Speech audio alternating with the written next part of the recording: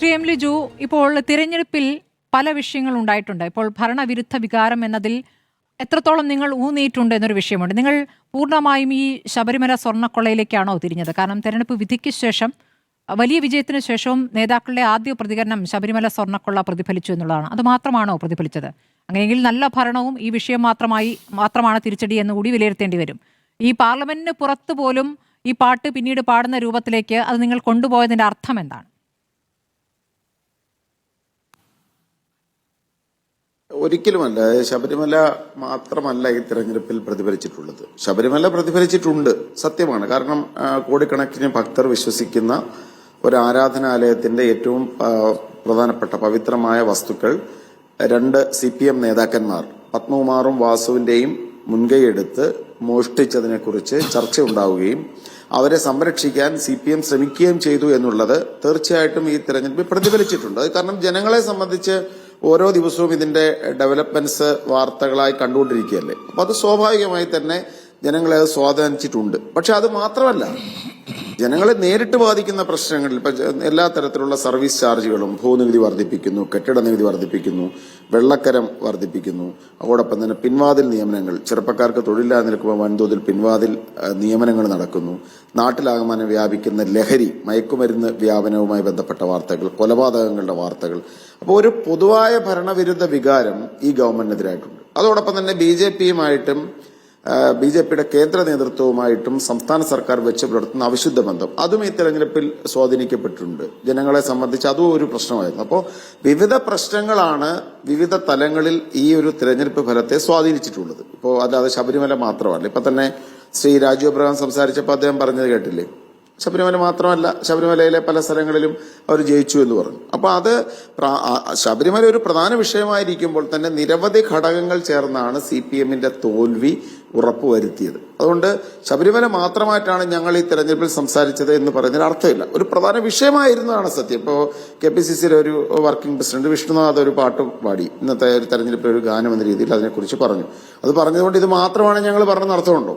ഇത് ഞങ്ങൾ പറഞ്ഞിട്ടുണ്ട്. ഇത് വിഷയം സ്വാഭാവികമായി ചർച്ച ചെയ്യപ്പെട്ടിട്ടുണ്ട്. ഞാൻ നേരത്തെ ചർച്ചയിൽ ഉന്നയിച്ച പ്രധാനപ്പെട്ട വിഷയം, അതായത് ഇത് ഈ പറഞ്ഞ പാട്ടിൽ എവിടെയെങ്കിലും കള്ളമുണ്ടോ? അയ്യപ്പന്റെ സ്വർണം, ധർമ്മശാസ്താവിന്റെ സ്വർണം നഷ്ടപ്പെട്ടു. അതിൽ പ്രോസിക്യൂഷൻ കേസ് പ്രകാരം തന്നെ മുഖ്യ പ്രതികളായിരിക്കുന്ന ആളുകൾ 2 ദേവസ്വം ബോർഡ് പ്രസിഡന്റുമാരാണ്. അവര് സഖാക്കളാണ്. പത്മകുമാറും വാസുവും കേരളത്തിലെ CPMന്റെ അറിയപ്പെടുന്ന നേതാക്കളാണ്. അവര് സ്വർണത്തെ ചെമ്പാക്കി മാറ്റി എഴുതി. സത്യമല്ലേ? പ്രോസിക്യൂഷൻ കേസ് അങ്ങനല്ലേ? സ്വർണ്ണപ്പാളികൾ എന്ന് എഴുതിയത് വെട്ടി പച്ചമിഷി എഴുതിയത് പത്മകുമാറാണെന്നാണ് കേസ്, പ്രോസിക്യൂഷൻ കേസ്. വാസു ഇന്നും പറഞ്ഞിരിക്കുന്നത് സ്വർണം പൂശിയതിന് തെളിവുണ്ടോന്നാ. അപ്പോ ഈ പാരടി അല്ലെങ്കിൽ അത്തരമൊരു ഗാനം സമ്പൂർണമായും ശരിയായിരുന്നു. പിന്നെ CPMനെ പോലൊരു രാഷ്ട്രീയ പാർട്ടി ഇത്തരത്തിൽ പാരടി ഗാനങ്ങളെ ഭയക്കുന്നത് ശരിയല്ല. ഇപ്പൊ മാണിക്യ പഴയ ആ പാട്ട്, അതിനെ സംബന്ധിക്കുന്ന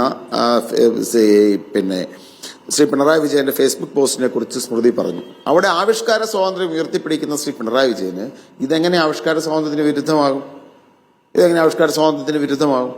അപ്പൊ അതുകൊണ്ട് ഇവരയഥാർത്ഥത്തിൽ ഒരു വല്ലാത്ത ഒരു അവസ്ഥയിൽ എത്തിച്ചേർന്നിരിക്കുന്നു എന്നാണ് എനിക്ക് മനസ്സിലാക്കാൻ സാധിക്കുന്നത്. ആത്മവിമർശനത്തോടെ തെരഞ്ഞെടുപ്പ് പരാജയത്തെ മനസ്സിലാക്കി അതിൽ തിരുത്തലുകൾ വരുന്നതിന്റെ പകരം ഒരു പാരടിപ്പാട്ട് കാരണമാണ് ഈ തെരഞ്ഞെടുപ്പിൽ തോറ്റതെന്നും അത് വലിയ ഗുരുതരമായ ചട്ടലംഘനമാണെന്നും ഈ പ്രശ്നത്തിൽ ലഘൂകരിക്കാൻ ശ്രമിക്കുന്നത് CPMന്റെ നിലവിൽ ആഭ്യന്തര വിമർശനത്തിനുള്ള ശേഷി അവന്റെ പാർട്ടിയുടെ നേതാക്കൾക്കും അണികളും ഇല്ലാത്തതുകൊണ്ടും സത്യം തുറന്നു പറയാൻ അവർക്കുള്ള മടിയുമാണ് ഈ പ്രശ്നത്തിന് കാരണമായിരിക്കുന്നത്. അതോടൊപ്പം ഞാൻ നേരത്തെ പറഞ്ഞ കാര്യങ്ങൾ, ബഹുമാന്യ ശ്രീ രാജു അബ്രഹാം ഉൾപ്പെടെയുള്ള ആളുകൾ കുറച്ചുകൂടി ആഴത്തിൽ, എന്നാൽ തെറ്റായ കഥകൾ പറയരുത്, വസ്തുതകൾ വെച്ച് സംസാരിക്കുന്നതായിരിക്കും കൂടുതൽ നല്ലത്. പ്രത്യേകിച്ച് വെറുതെ ഒരു ഉന്നതമായ സ്ഥാനങ്ങളിലിരിക്കുന്ന ആളുകളെയൊക്കെ അപമാനിക്കരുത്.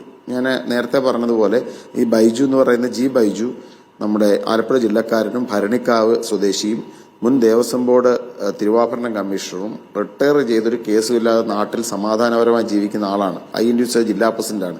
ജയിലിൽ കിടക്കുന്ന ഒരു KS ബൈജു ആ ബൈജു ആണെന്ന് പറഞ്ഞാൽ അതൊക്കെ തെറ്റാണ്. ഇതൊക്കെ ഒരുതരം ഗീബൽസ്യൻ തന്ത്രമാണ്. അങ്ങേപ്പോ ഒരാൾ അതൊക്കെ വെരിഫൈ ചെയ്തിട്ട് വേണമായിരുന്നു സംസാരിക്കാനുള്ള ഒരു അഭിപ്രായം കൂടി ഞാൻ മുന്നോട്ട് വെക്കുകയാണ്. ഇപ്പൊ ജയിലിൽ കിടക്കുന്ന സഖാക്കൾ സ്വർണം കട്ടതിന്റെ പേരിൽ കിടക്കുന്നത് സഖാക്കളാണ്.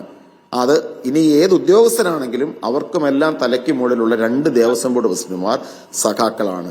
അവർക്കെതിരെ നിങ്ങൾ നടപടിയെടുക്കാൻ തയ്യാറായില്ല എന്നുള്ളതാണ് കേരള സമൂഹം ഏറ്റവും ഗൗരവതരമായി കണ്ട നിങ്ങളുടെ ഭാഗത്തുള്ളൊരു കുറ്റകൃത്യം. ശരി, വളരെ